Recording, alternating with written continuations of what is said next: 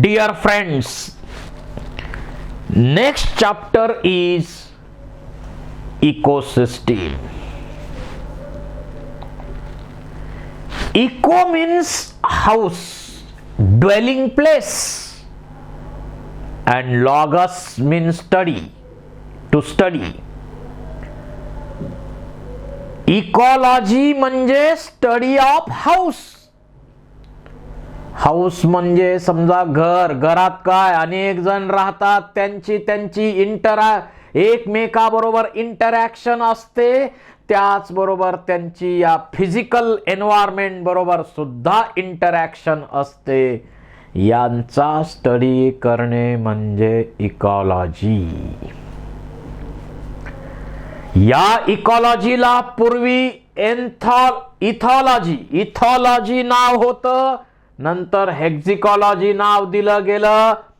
परंतु Ernst Haeckel नावाच्या सायंटिस्टनं इकॉलॉजी ही टर्म सुरुवातीला कॉइन केली. Now question may ask, who coin the term ecology? Haeckel coined the term ecology. It is a branch of biology which deals with study of interrelationship between organisms. Organism मध्ये असणारी interrelationship, या बरोबरच ऑर्गॅनिझमची environment बरोबर असणारी interrelationship म्हणजे ecology. Ecosystem is a functional unit of nature where living organisms interact with each other and also with physical environment. Ecosystem एक functional unit आहे या नेचर मध्ये, की ज्यामध्ये लिव्हिंग ऑर्गॅनिझम एकमेकाबरोबर इंटरॅक्शन करतात. इंटररिलेशनशिप लिव्हिंग ऑर्गॅनिझमची एकमेकाबरोबर असते आणि त्याचबरोबर त्यांची इंटररिलेशनशिप या एन्व्हायरमेंट बरोबर, या फिजिकल एन्व्हायरमेंट बरोबर सुद्धा त्यांची इंटररिलेशनशिप असते.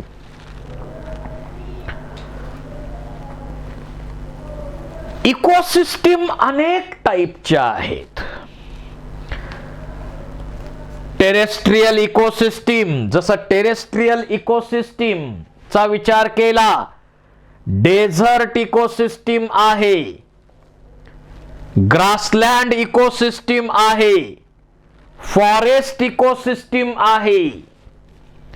त्यानंतर एक्वॅटिक इकोसिस्टमचा विचार केला तर एक पॉन्ड इकोसिस्टम आहे, वेटलँड इकोसिस्टम आहे, रिव्हर इस्च्युरी म्हणजे खाडीचा भाग, अशा इकोसिस्टम्स आहेत.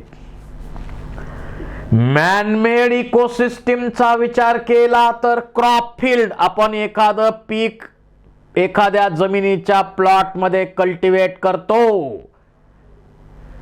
ती क्रॉपलँड इकोसिस्टम जी आहे.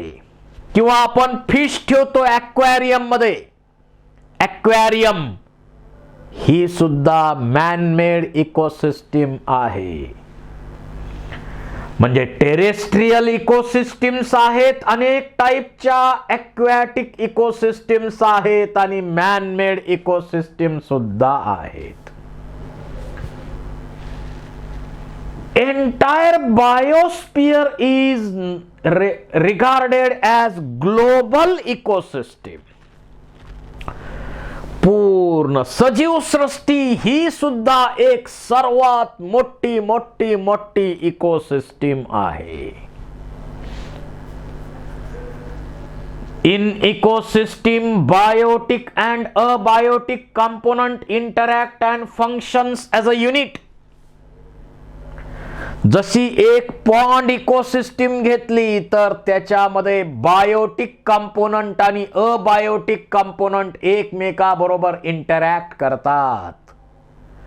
एखादी फॉरेस्ट इकोसिस्टीम घेतली तर फॉरेस्टमध्ये बायोटिक अबायोटिक कंपोनंट एकमेकांबरोबर इंटरॅक्ट करतात. Vertical distribution of different species. Vertical distribution जर विचारात घेतलं स्पीसीजचं, ऑक्युपाइंग डिफरंट लेवल्स, व्हर्टिकल असे डिफरंट लेवल्स विचारात घेतल्या तर त्याला आपण म्हणतो स्ट्रॅटिफिकेशन. पुढे आपण फोटोग्राफ त्याचा पाहूच. Forest trees occupy top of the strata. सगळ्यात टॉपला कुठला असणार आहे? Forest strata. त्याच्यानंतर श्रब, त्याच्यानंतर हर्ब, ग्रासेस बॉटम लेअरला असणार आहेत. स्ट्रॅटिफिकेशन. इथं स्ट्रॅटिफिकेशन दाखवलंय. सगळ्यात टॉपचा लेअर आहे. व्हर्टिकल डिस्ट्रीब्युशन जर पाहिलं तर सगळ्यात टॉपचा लेअर आहे तो कुणी ऑक्युपाय केलाय? ट्रीज. त्यानंतर श्रब्स, त्यानंतर हर्ब्स, ग्रासेस एक्सेट्रा. अशा प्रकारे व्हर्टिकल डिस्ट्रीब्युशन जे आहे स्पीसीजचं त्याला आपण म्हणतो स्ट्रॅटिफिकेशन. आणि हॉरिझॉन्टल डिस्ट्रीब्युशन जे असतं त्यांच्यामध्ये त्याला आपण म्हणतो झोनेशन. पुढेही आपण टर्म येणार आहे, बघूया. Then habitat and ecological niche. Habitat is address of organism. Habitat is a place of organism lives. ज्या ठिकाणी एखादा ऑर्गॅनिझम राहतो त्या ठिकाणाला म्हणायचं habitat. Every habitat has its own particular type of environment. प्रत्येकाचं स्वतःचं एन्व्हायरमेंट असू शकतं. इथं एन्व्हायरमेंटल फॅक्टरचा विचार केला तर बायोटिक आणि अबायोटिक सगळ्या प्रकारचे लिव्हिंग ऑर्गॅनिझम म्हणजे बायोटिक फॅक्टर्स. आणि लाईट, टेम्परेचर, वॉटर, गॅसेस हे सगळे अबायोटिक फॅक्टर्स आहेत. आता इकॉलॉजिकल नीचे. नीचे ही लॅटिन टर्म आहे. इट मीन्स नेस्ट म्हणजे घरट. टर्म नीचे वॉज फर्स्ट युज्ड बाय ग्रीनेल नावाच्या सायंटिस्टनं सुरुवातीला विचारात घेतली. It is a sub division of habitat. Habitat is a place of organism where niche is refers to place of biotic environment and functional role. Habitat काय सांगतं? एखाद्या ऑर्गॅनिझमची place सांगतं. पण ecological niche म्हणजे place plus their role in ecosystem. So habitat is an address while niche is a functional role in that ecosystem. जसं माझ्या घरचा पत्ता म्हणजे माझं हॅबिटॅट आणि माझा रोल काय? मी एक टीचर आहे. मी ज्युनियर कॉलेजच्या बायोलॉजीच्या स्टुडंटना मार्गदर्शन करतो नीट सीईटीचं. This is my functional role. That is a niche. माझा पत्ता म्हणजे हॅबिटॅट आणि माझं काम काय ते आहे ecological niche. So according to Odum, habitat is an address of organism while ecological niche is a profession of organism. तुम्हाला आता सांगितलेलं आहे. There are 3 types of niche like spatial niche, tropic niche and multi-dimensional niche. Spatial, space occupied by that organism. त्या ऑर्गॅनिझमनं या वातावरणाची जी space occupy केलेली असते त्याला आपण म्हणतो स्पेशियल नीचे. So actual physical space occupied by organism. It represent ultimate distribution of species in a space. त्यानंतर ट्रॉपिक नीचे म्हणजे त्याचा फंक्शनल रोल काय त्या इकोसिस्टीम मध्ये, weather it is a producer, primary consumer, secondary consumer, tertiary consumer, composer. कोणत्या tropic लेवलला त्याचा रोल काय, that is a position in ecosystem. आणि मल्टी डायमेन्शनल किंवा हायपर व्हॉल्यूम नीचे म्हणजे position of organism in environment gradients.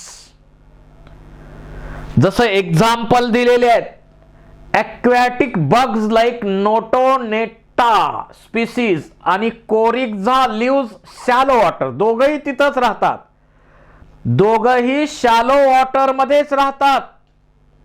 Aquatic bugs आणि कोरिक्झा एकाच हॅबिटॅट मध्ये राहतात, पण ॲक्वॅटिक बग्स काय करतात, इन्सेक्टला फीड करून जगतात, टॅडपोलला, स्नेल, स्मॉल फिशला खाऊन जगतात.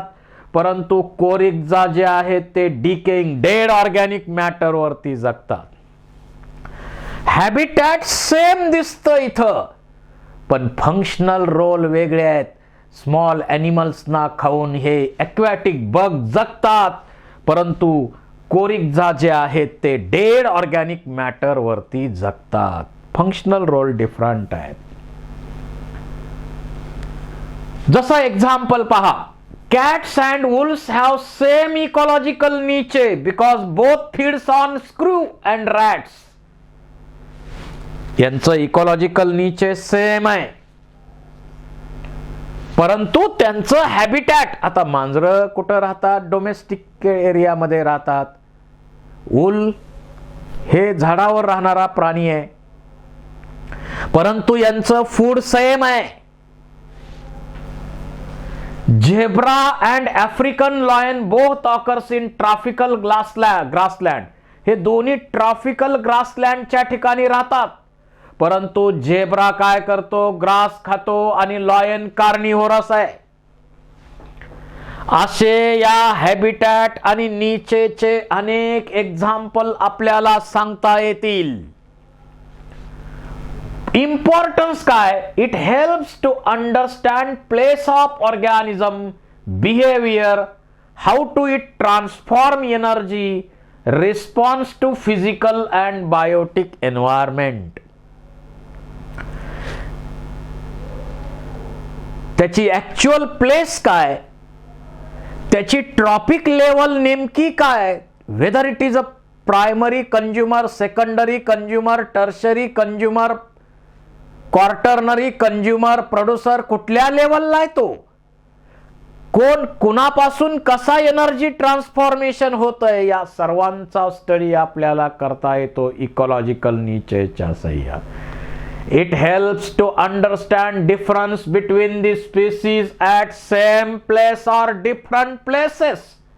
So it helps in diversification of species and subspecies. Diversification species subspecies चा स्टडी करता येतं. It helps to avoid continuous competition for the प्लेसचं कॉम्पिटिशन अवॉइड करण्यासाठी. Dear friends, next article is ecosystem. The term ecosystem was first coined by Tansley in 1935. The system resulting from integration of all living and non-living factors of environment. यालाच म्हटलेलं आहे ecosystem. Living organism मध्ये आपापसातली असणारी interaction आणि या सर्वांची environment बरोबर, physical factors बरोबर, फिजिकल एन्व्हायरमेंट बरोबर असणारी इंटरॅक्शन, यालाच आपण इकोसिस्टीम म्हणतो. इकोसिस्टीम अनेक टाईपच्या आहेत. नेचर त्यांचं कसं आहे, ड्युरेशन कसं आहे, साईज कशी आहे, यावर त्याचे टाईप केलेले आहेत. जसं नेचरच्या बेसिसवरती नॅचरल आणि आर्टिफिशियल इकोसिस्टीम असे दोन टाईप केलेले आहेत. जशी एखादी फॉरेस्ट इकोसिस्टीम आहे, पॉन्ड इकोसिस्टीम आहे, लेक इकोसिस्टीम आहे, वेटलँड इकोसिस्टीम आहे, अशा ज्या इकोसिस्टीम आहेत त्या नैसर्गिकरित्या आपोआप बनलेल्या आहेत, आपला संबंध नाही. त्या इकोसिस्टीमला आपण म्हणतो नॅचरल इकोसिस्टीम. आणि ज्या इकोसिस्टीम मध्ये आपला रोल आहे, माणसाचा रोल आहे, मॅनमेड इकोसिस्टीम, जसं एखादं ॲक्वेरियम आपण निर्माण करतो, शेती करणे, ती क्रॉपलँड इकोसिस्टीम सुद्धा मॅनमेड इकोसिस्टीम आहे, टेम्पररी आहे. काही इकोसिस्टीम अतिशय स्मॉल असतात, काही इकोसिस्टीम एकदम लार्ज असतात. ड्युरेशनचा विचार केला तर काही इकोसिस्टीम, समजा एखादं पॉन्ड आहे, तात्पुरतं आहे, ते डबकं आहे, ती टेम्पररी इकोसिस्टीम आहे. आणि एखादं फॉरेस्ट विचारात घेतलं तर ती कशी आहे, परमनंट इकोसिस्टीम आहे. There are two major aspects of ecosystem like structure and functions. The structure, composition of all biological communities, which includes number of species, biomass, life history, distribution, quality and distribution of non-living matter, nutrients, water वगैरे, range or gradient of condition exist like temperature, light, या सर्वांचा विचार structure of ecosystem मध्ये होतो. म्हणजे living organism आणि म्हणजे Biotique component आणि अबायोटिक कंपोनंट यामध्ये आहेत. आणि function, rate of biological energy flow, production किती आहे, रिस्पिरेशनचा रेट किती आहे कम्युनिटी मध्ये, न्यूट्रिएंटचं सायकल कुठल्या रेटनी होतं, हे फंक्शन ऑफ इकोसिस्टीम मध्ये स्टडी आपण करतो. या पहा काही इकोसिस्टीम्स आहेत वेगवेगळ्या, ॲक्वॅटिक आणि फॉरेस्ट इकोसिस्टीम. हे फॉरेस्ट इकोसिस्टीम, ॲक्वॅटिक इकोसिस्टीम. आता या इकोसिस्टीम मध्ये अबायोटिक कंपोनंट कोणकोणते आहेत, याच्यामध्ये नॉन लिव्हिंग कंपोनंट मध्ये water, minerals, gases, light, temperature etcetera. आणि इनऑर्गॅनिक सबस्टान्सेस, हायड्रोजन, ऑक्सिजन, नायट्रोजन म्हणजे मिनरल्स आले. ऑर्गॅनिक कंपाऊंड्स वेगवेगळे, डेड ऑर्गॅनिक मॅटर मध्ये आपल्याला carbohydrate, protein, lipids, nucleic acid मिळतात. क्लायमॅटिक फॅक्टर्स मध्ये लाईट आहे, टेम्परेचर आहे, वॉटर आहे, ह्युमिडिटी आहे, रेनफॉल आहे, गॅसेस. आणि इडियाफिक फॅक्टर म्हणजे soil factors, pH of soil, soil मध्ये मिनरल्स किती आहे, टोपोग्राफी सॉइलची कशी आहे, हे सगळे फॅक्टर येतात. आणि बायोटिक फॅक्टर मध्ये ऑटोट्रॉप्स आणि हेटेरोट्रॉप्स. ऑटोट्रॉपिक ऑर्गॅनिझम म्हणजे जे ऑर्गॅनिझम स्वतःच फूड स्वतः बनवतात त्यांना म्हणायचं ऑटोट्रॉप्स. इथं दोन टाईपचे ऑटोट्रॉपिक ऑर्गॅनिझम आहेत. काही मायक्रो ऑर्गॅनिझम सुरुवातीला अस्तित्वात आलेले, या अर्थवरती सुरुवातीला अस्तित्वात आलेले ऑटोट्रॉप्स म्हणजे किमोसिंथेटिक ऑटोट्रॉप. सिंपल केमिकल कंपाऊंडचं ब्रेकडाऊन करून एनर्जी मिळवतात फूड बनवण्यासाठी. ते किमोसिंथेटिक ऑटोट्रॉप काही बॅक्टेरिया या टाइप मध्ये येतात. आणि काही बॅक्टेरिया सियानोबॅक्टेरिया, काही प्रोटिस्टा आणि किंगडम प्लांटीचे मेंबर. यामध्ये फोटोसिंथेसिस प्रोसेस केली जाते. सोलार एनर्जी ट्रॅप करून, प्रचंड मोठा एनर्जीचा सोर्स आहे solar energy. Solar energy trap करून फूड बनवायची प्रोसेस केली जाते या फोटोसिंथेसिस मध्ये.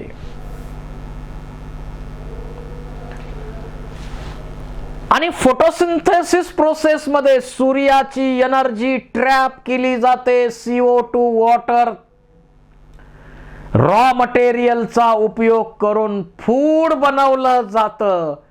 आणि जे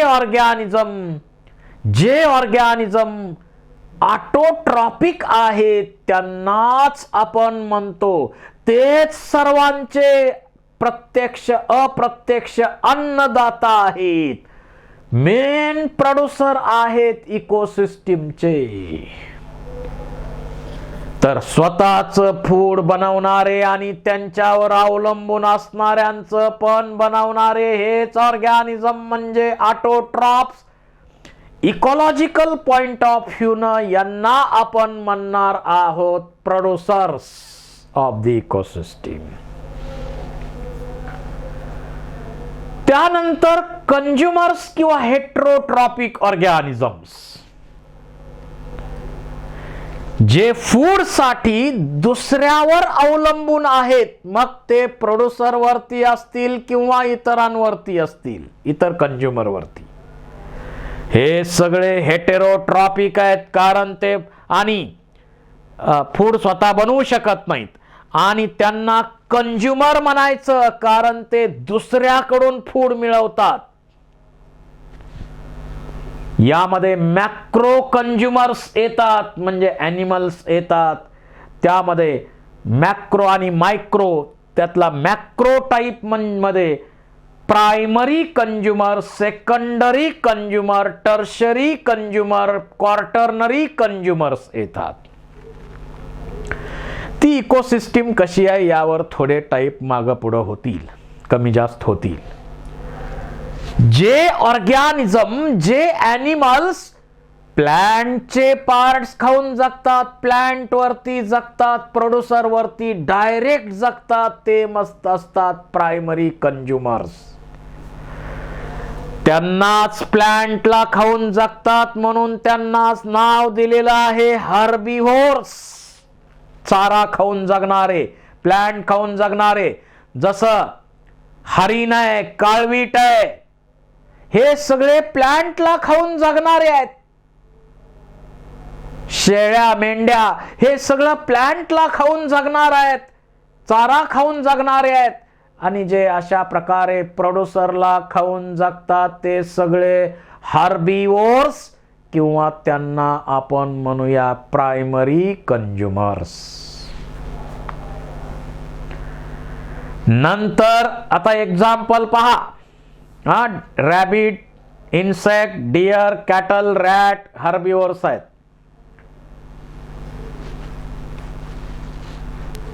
त्यानंतर सेकंडरी कंझ्युमर्स,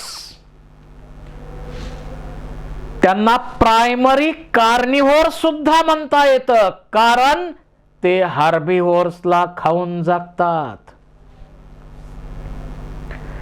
जे प्रायमरी कंझ्युमरला खाऊन जगतात त्यांना आपण म्हणतो सेकंडरी कंझ्युमर्स किंवा कार्निव्होर, म्हणजे मांसाहारी, पहिले मांसाहारी आहेत हे.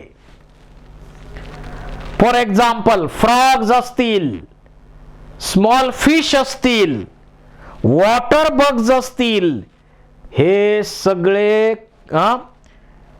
R secondary consumers in aquatic ecosystem. हे सगळे एक्वॅटिक इकोसिस्टीमचे सेकंडरी कंझ्युमर आहेत.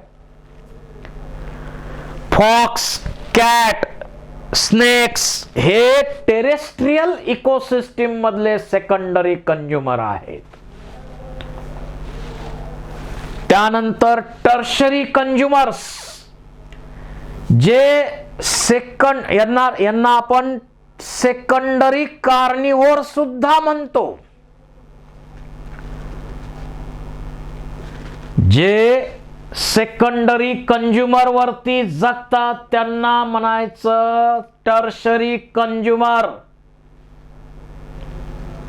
जसं wolf eats fox, large fish eat small fish, मोठा मासा छोट्या माशांना खातो. तर हे टर्शरी कंझ्युमर्स झाले. आणि काही इकोसिस्टीम मध्ये आणखी मग टॉप कंझ्युमर लेवल असते, quaternary consumer. These consumers are fourth order. They includes tertiary carnivores which feeds on tertiary consumers or secondary carnivores. जसं lion, tiger on land, dolphin, whale in water. वाघ, सिंह हे top consumer आहेत, त्यांना कोणी खात नाही. डॉल्फिन एक्वॅटिक मध्ये टॉप कंझ्युमर आहे. व्हेल टॉप कंझ्युमर आहे एक्वॅटिक सिस्टीम मध्ये. तर अशा प्रकारे प्रायमरी कंझ्युमर जे आहेत किंवा प्रायमरी कंझ्युमर किंवा हर्बिव्होर आहेत ते प्रोड्युसरला खाऊन जगतात. सेकंडरी कंझ्युमर प्रायमरीला खाऊन जगतात. टर्शरी कंझ्युमर सेकंडरीला खाऊन जगतात. क्वार्टर्नरी कंझ्युमर टर्शरीला खाऊन जगतात. म्हणजे सगळ्या एकमेकाची अशी फूड चेन बनलेली आहे. प्रत्येक जण दुसऱ्याला खाऊन जगतोय. आता प्रोड्युसरचा विषय वेगळा आहे, ते स्वतःच फूड बनवतात आपलं आणि दुसऱ्याचं. परंतु कंझ्युमर जे सगळे आहेत त्यांनी प्रत्येकांची फूड चेन बनलेली आहे. त्यांच्या फूड चेन मध्ये एक दुसऱ्याला खातो, दुसरा तिसऱ्याला खातो, तिसरा चौथ्याला खातो, एकमेकाला खात राहतात. आणि त्यांची एक अन्न साखळी बनते, फूड चेन बनते. आणि अशा अनेक food chain chain chain chain chain मिळून एक फूड वेब बनतं. फूड वेब बनतं. आता हे सगळे झाले मॅक्रो कंझ्युमर्स. परंतु प्रोड्युसर असो, primary consumer, secondary consumer, tertiary consumer, quaternary consumer असो, या सगळ्यांचा कधी ना कधी मृत्यू होणार आहे. Because death is a role of nature. आणि डेथ नंतर त्यांची जी डेड बॉडी आहे त्या डेड बॉडी मध्ये सगळे ऑर्गॅनिक कंपाऊंड आहेत.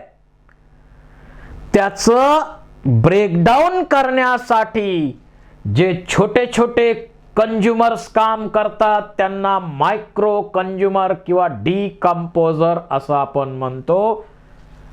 सॅप्रोफायटिक ऑर्गॅनिझम, ऑस्मोट्रॉप्स, ते डायजेस्टिव्ह एन्झाईम सिक्रीट करतात आणि कॉम्प्लेक्स ऑर्गॅनिक कंपाऊंडचं ब्रेकडाऊन करून सगळे हे मिनरल्स वेगळे करतात, न्यूट्रिएंट वेगळे करतात, नवीन लाईफला ते उपलब्ध होतात. तर अशा प्रकारे या इकोसिस्टीम मध्ये प्रोड्युसर, सर्व टाईपचे कंझ्युमर्स, त्यामध्ये macro consumers, primary, secondary, tertiary, quaternary आणि मायक्रो कंझ्युमर्स जसे डिकंपोजर्स यांनी इकोसिस्टीम बनलेली आहे. इकोसिस्टीमचे अबायोटिक आणि बायोटिक कंपोनंट आपण सांगितले. आता इकोसिस्टीमचा पॅटर्न कसा आहे? फंक्शनल युनिट आहे. प्रत्येक इकोसिस्टीम एक फंक्शनल युनिट आहे. त्यामध्ये बायोटिक, अबायोटिक कंपोनंट असतात. त्यांच्यामध्ये लोकेशन वेगवेगळं आहे, स्पेस, टाइम याच्यामध्ये व्हेरी असू शकते. Atmospheric temperature acts as a limiting factor in different parts of ecosystem. The factors like precipitation limit the other parts.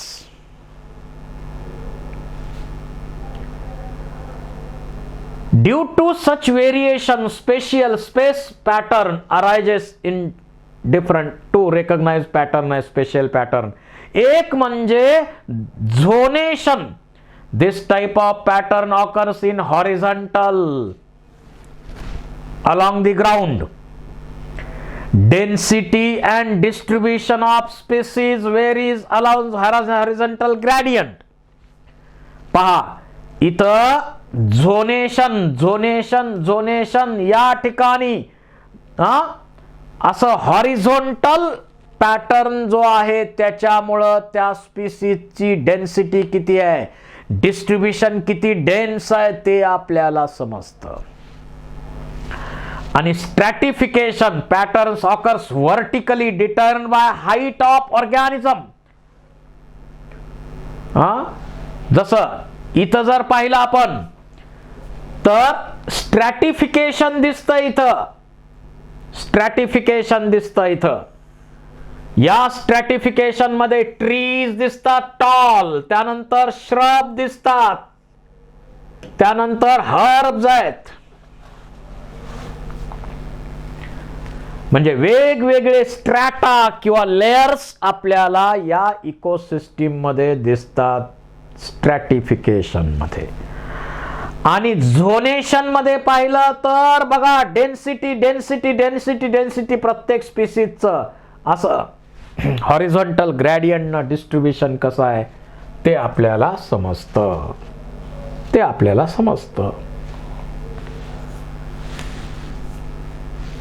आता वेगवेगळ्या इकोसिस्टीम आपण विचारात घेऊ. इकोसिस्टीम एक स्वावलंबी युनिट आहे. जशी इथं पॉन्ड इकोसिस्टीम विचारात घेतली तर त्या पॉन्ड इकोसिस्टीम मध्ये वॉटर आणि सॉइल डिपॉझिट हे अबायोटिक कंपोनंट, त्याचबरोबर टेम्परेचर आहे, लाईट आहे, हे सगळे अबायोटिक कंपोनंट आहेत. परंतु मायक्रोस्कोपिक प्लांट, फायटोप्लॅंक्टॉन्स आहेत, some algae and floating submerged and marginal plants, छोटे छोटे प्लांट आहेत. हे सगळे जे आहेत फूड बनवणारे सगळे जे आहेत ते या इकोसिस्टीमचे प्रोड्युसर आहेत. आणि मग त्याच्यावरती जगणारे झू प्लॅंक्टॉन आहेत, फ्री स्विमिंग आहेत, बॉटम ड्वेलिंग आहेत. त्याच्यावरती जगणारे काही फिश, स्मॉल फिश असतील, त्याच्यावरती जगणारे लार्ज फिश असतील. हे सगळे कंझ्युमर्स आहेत त्या इकोसिस्टीमचे. आणि यांचा डेथ झाल्यानंतर यांचं डिकंपोजिशन करण्यासाठी डिकंपोजर्स आहेत. फंजाय, बॅक्टेरिया, फ्लॅजेलेट्स हे डिकंपोजर्स आहेत. So pond performs all functions of ecosystem. एक पॉन्ड सगळी कामं इकोसिस्टीमची करतं. Autotrophic organism convert inorganic into organic material by using solar energy with the help of process of photosynthesis. Heterotrophic organism primary consumer असतील, secondary consumer असतील, tertiary consumer असतील. Consumers एकमेकाला फूडच्या मार्फत एनर्जी देतात. आणि या सर्वांचा डेथ झाल्यानंतर डिकम्पोजिशन करणारे डिकम्पोजर त्या ठिकाणी मायक्रो कंझ्युमरच्या रूपानं आहेत. आणि डिकम्पोजिशन झाल्यानंतर ते जे मिनरल्स आहेत ते मिनरल्स पुन्हा रियूज केले जातात नवीन लाईफ